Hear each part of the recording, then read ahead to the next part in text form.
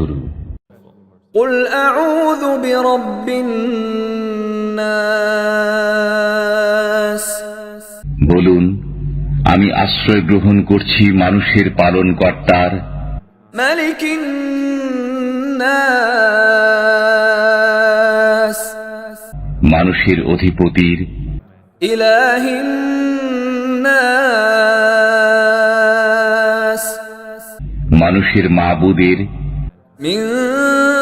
شر الوسواس الخناس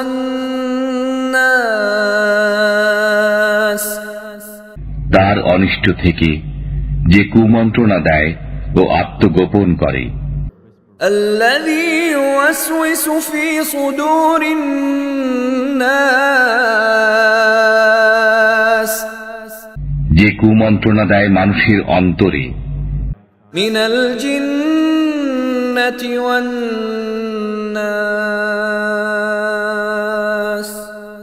জিনের মধ্য থেকে অথবা